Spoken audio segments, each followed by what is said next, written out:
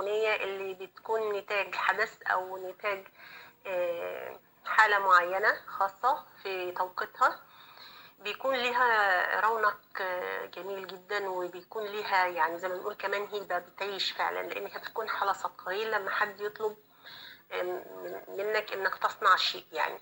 فنادر جدا اللي بيجيد في صناعته.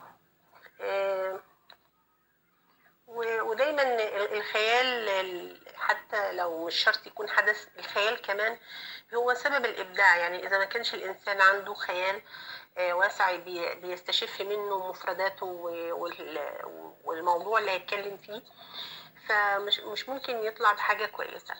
اللي لفت نظري في العمل كمان إن العمل ما أخدش منهم يعني مش كتير، مش أخد منهم وقت كتير، بالعكس هو رايح من غير فكرة. الفكرة جت بناء على إلهام، والإلهام أهم حاجة في الموضوع. أنت مش تصنع لي إلهام، الإلهام يجي كده في الهوى. نفس الوضع بالنسبة لبليغ. يعني حتى أنا يحضرني، أو حضرتك لو متذكر فترة الإنتاج المشترك والدوشة اللي كانت معمولة وقتها، كانوا بيتحججوا بإن أكتر حد بيتعب او اقل حد بيتعب في الاغنيه هو المؤلف، يقعد يكتب في القهوه في الحمام لا لا لا، مفيش كده، الكلام ده مش صحيح. والابداع الحقيقي هو الابداع معناه بسرعه، انا بعمل حاجه بسرعه. يعني انت مبدع وانت مبدع، لكن اللي ابدع اكتر هو اللي بينجز بسرعه، معناه الانجاز السريع في الابتكار، في فن الابتكار. فده اللي عمله الخميسي وبليغ. اذا المحامي الملحن عفوا ممكن هو كمان يكون والملحن في الوقت ده كان ملحن وموزع على فكره، يعني ممكن يلحن ويوزع الاغنيه بنفسه يعني، لان هو ده الاساس يعني. ولا دايما انا بحيي الملحن اللي بيكون قادر ان هو يوزع الاغنيه بتاعته. فهو ده الشيء اللي عجبني في القصه، وحبيت ان انا اكتب عنها يعني.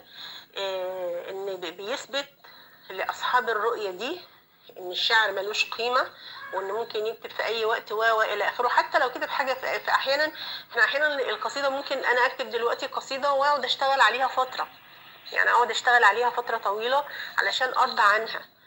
فميلاد الفكره او ميلاد القصيده او ميلاد الاغنيه الاساسيه، واللي احنا بنقول ان هي اهم حاجه في الدنيا هي الكتابه، اللي بيها بنقرا كل حاجه، بنقرا بيها الشعر، بنقرا بيه قصه، بنقرا بيه النوتة الموسيقيه، بنقرا بيه اللوحه الفنيه. كل ده بيحتاج للكلمه، والحمد لله ان احنا من صناع هذه الكلمه. واتمنى ان انا يعني يكون من لينا مش في الشعر والخيال فقط، ان تكون كلمه ليها هدف، لان الكلمه سلاح، يا تبني يا تهدم.